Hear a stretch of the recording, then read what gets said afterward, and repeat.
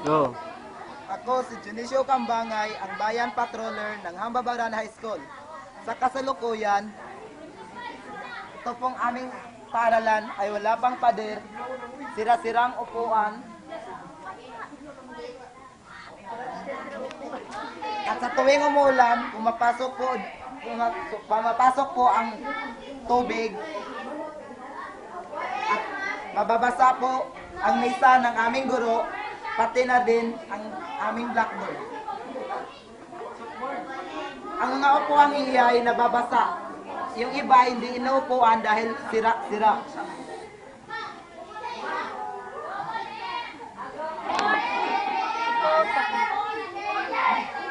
Makikita din natin ngayon ang sistema ng grade 7 sa tuwing umulan.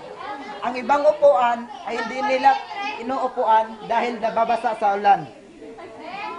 Yung iba ay nagsisiksika na lamang at nagsisiksika na lamang sa isang upuan dahil hindi nila maupuan ang kanilang upuan dahil nababasa ito kapag umulan.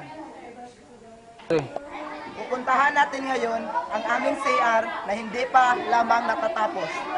Ito sa mga materyales.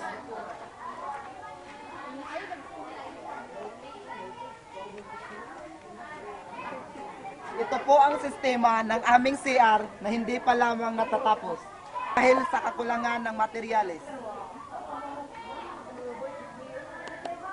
Okay. Yang manguan tahu